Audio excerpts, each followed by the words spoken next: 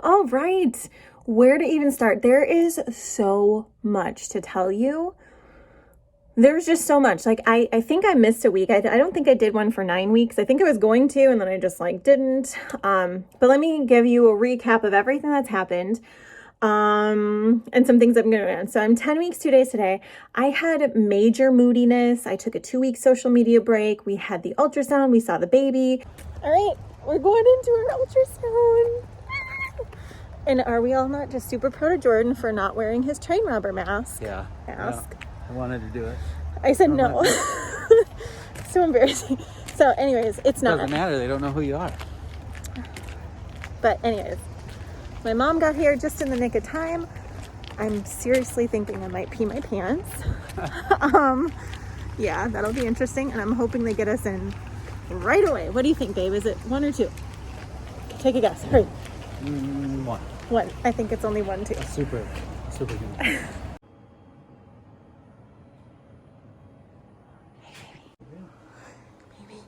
Okay, so they don't do pictures. Look at that. My lipstick. Well, they don't do pictures here, but we got a CD, and it's only 1. And It's triplets. They're stacked like this. Right in line. It's not triplets. It's Because just they one. look the same, they're moving like this all at the same time. And Jordan goes, "It looks like a frozen chicken." And of course, I'm laughing. Did. And I'm like messing up her Little recording. drumsticks coming off side. It did. It definitely You saw did. it. And of course, she was like, okay. She was Sure. super sweet. She's one of the best ultrasound techs. But anyways, so then, when I laugh, like my whole uterus is like, like Santa. Anyways. Like Santa's uterus. But it feels real. It's crazy. Just seeing its little heart beating. What did she say the heartbeat was? 170? 170, which, do you know what that means? Theoretically, they say that if it's before a certain time and it's a high heart rate over 160, that's a girl. We'll see. That's what they say. For a hummingbird. It's a hummingbird. But anyways, so now we gotta go. We're gonna pick up some pictures, and my estimated due date was spot on per usual. I'm usually pretty good, so I knew, like, date of conception, TMI, but 11/11. So it was right on, and so we're measuring like right on. It was measuring 8 weeks 3 days, 8 weeks 2 days, which puts the due date at August 2nd, which is exactly what I thought it was. So It's a Leo. it's gonna be a little Leo baby. How you feeling? Good. How you feeling? Good. You excited? Yeah. We got to see our genetic combination for the first time today. All right, Merry Christmas, y'all. We gotta fly. It's raining. Merry Christmas. Merry Christmas. You tell the kids not to scare their mother. Yeah, you're right. And you're the worst of them all. I was doing it for your fans. You weren't. Nobody's a fan. Oh. I swear to God. See? It's for your fans. Get out of here. They like it. Nobody likes that. You're lucky you're pretty. Look at all the rain. So it's like 40 degrees right now. So we got to get up north before this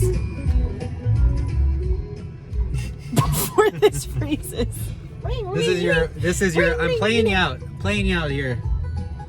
Now you gotta slowly end your clip here. Fade away. I cried after my first prenatal appointment, so that was a whole thing.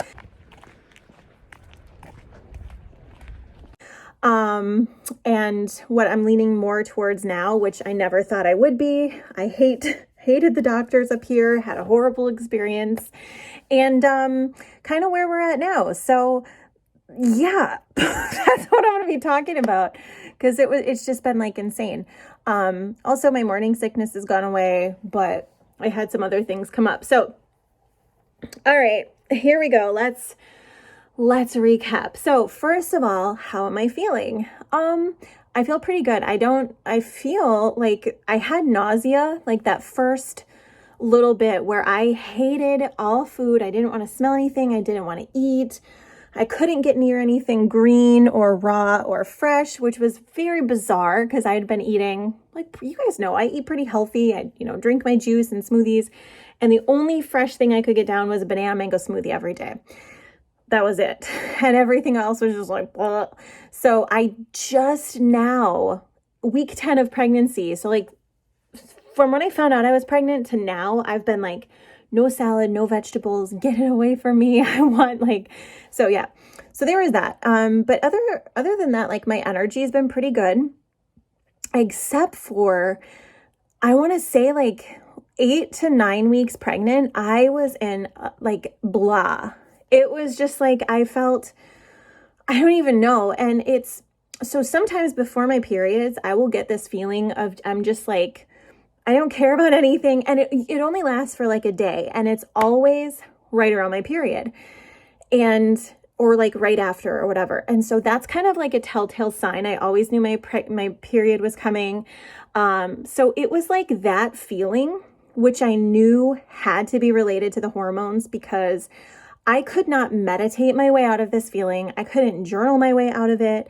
There were some days where I was just like full on crying for no reason. And I just felt kind of just like, I told Jordan, I just felt like a flat line.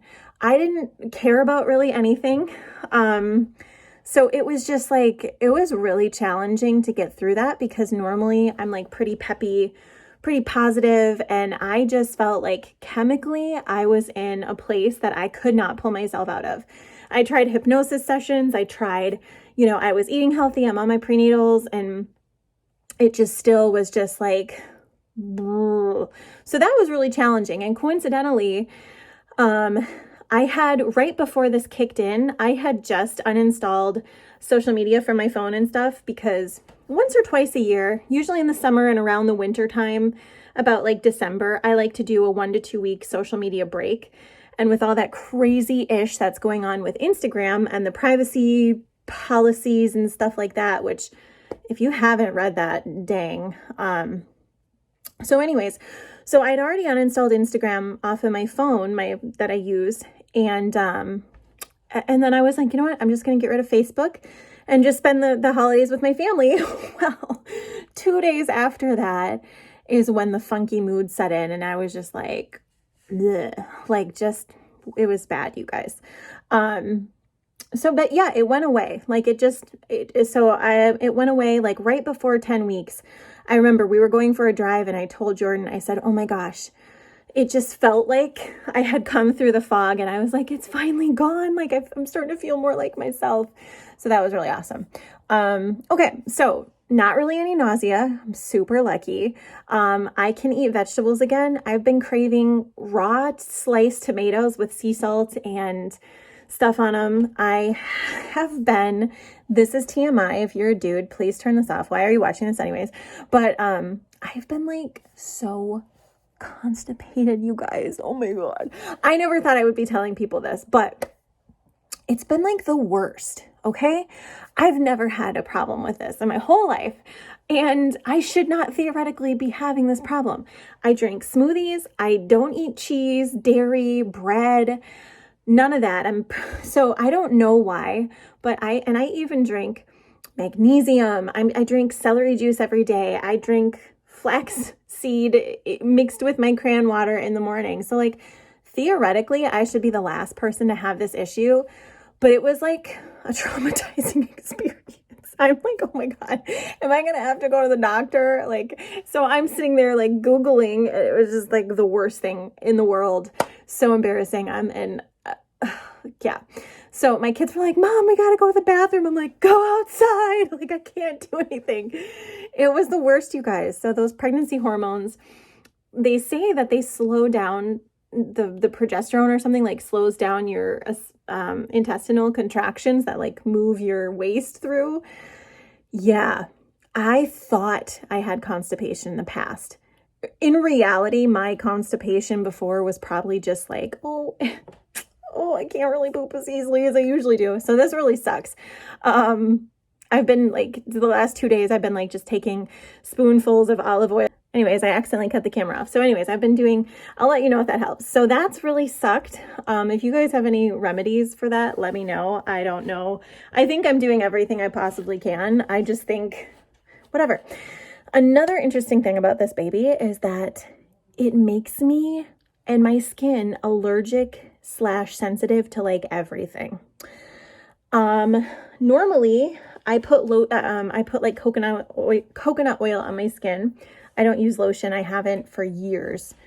And I'll tell you why in a different one. But this is something that I've been using, my CBD face mask. Well, ever since like 8 weeks pregnant, I cannot put this on my skin. I couldn't put my clay mask on. My skin just breaks out.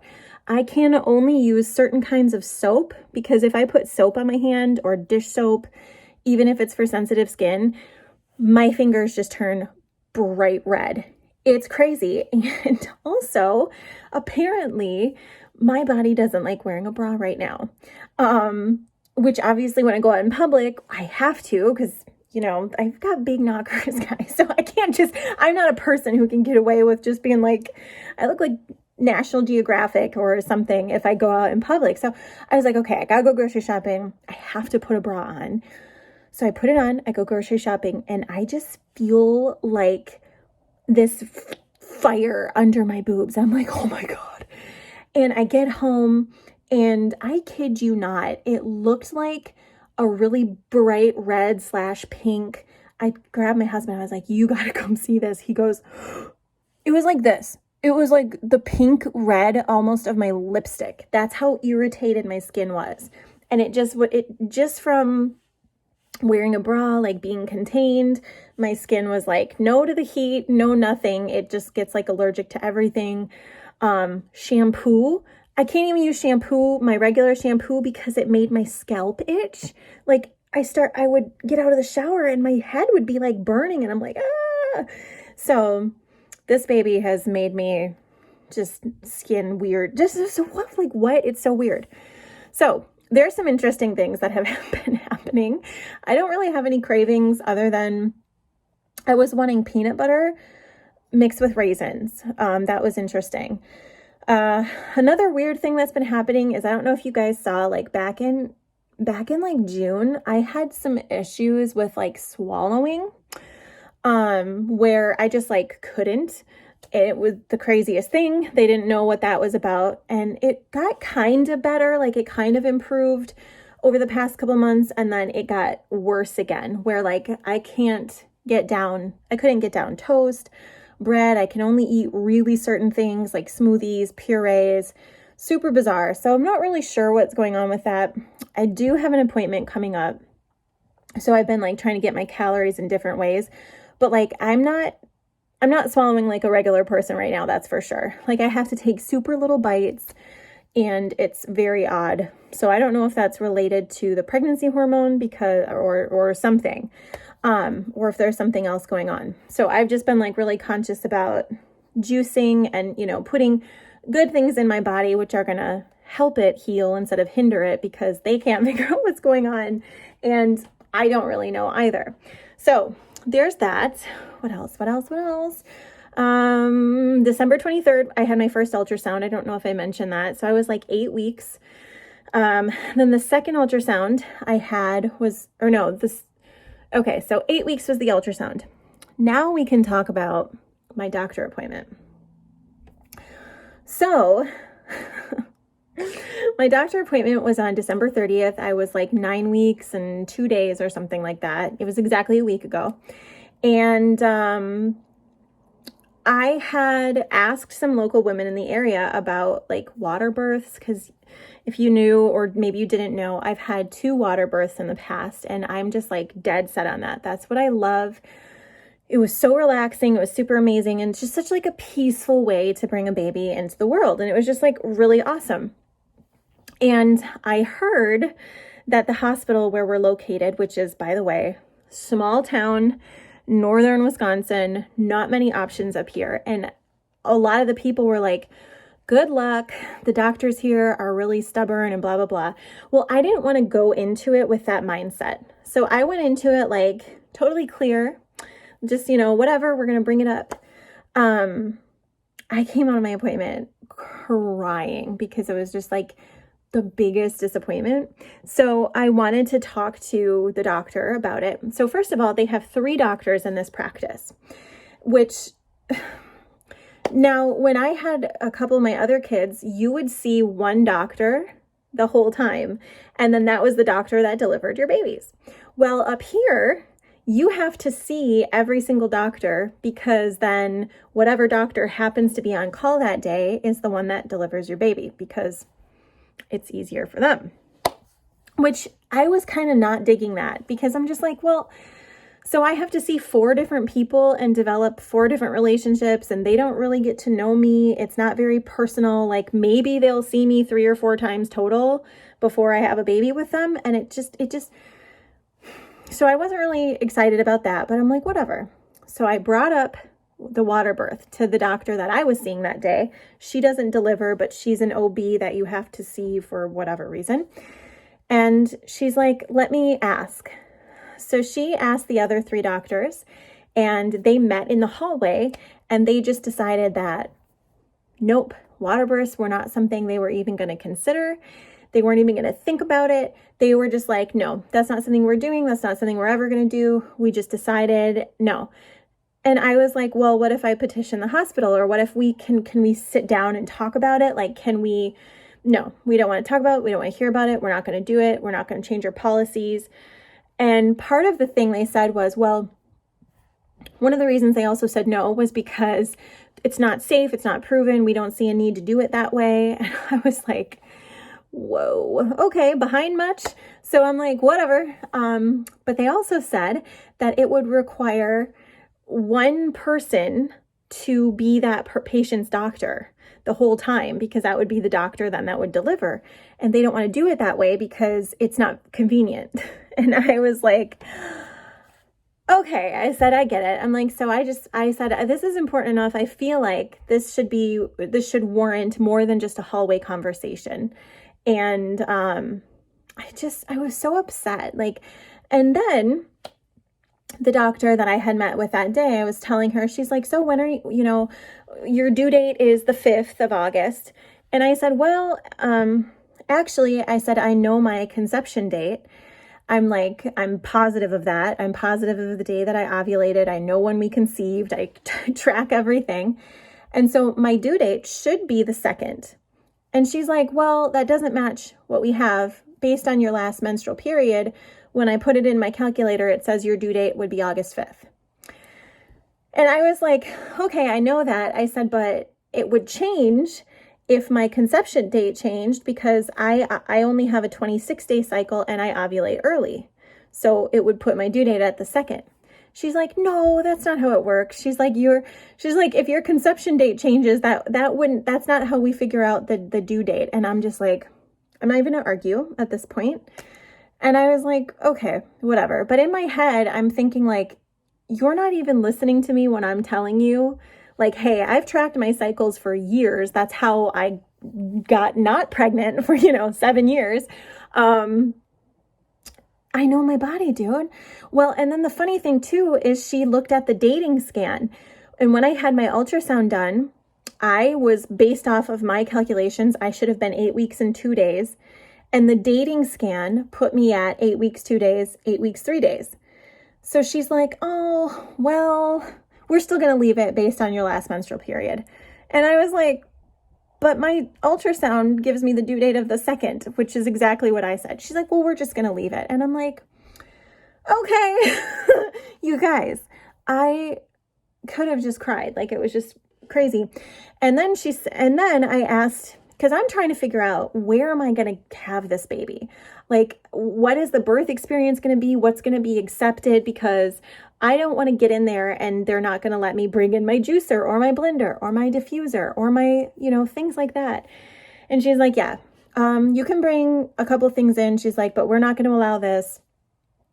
And then the other doctor, I said, well, do you guys do like hypnobirthing or anything like that? And the doctor flat out told me, he was like, if that's the kind of things that you're looking to do, he said, that's not really encouraged here and you should probably go somewhere else. So I was just like, oh, okay, like, wow. Wow, I couldn't even believe that. So I'm like crying. So I get home but the one good thing that came out of it was the doctor that I met with that day. She said, she's like, if you are looking for a water birth, she said, there is a midwife around here that works with us and she does home birth water births. I'd never considered a home birth before, you guys. So we'll see. But she said the midwife does that. So you could get care from me and you could see her. And then you could just, as long as you're low risk, you could deliver at home and have your water birth. That's what a lot of people up here do because she's the only one that does water births. And I was like, okay. So I had never considered it before.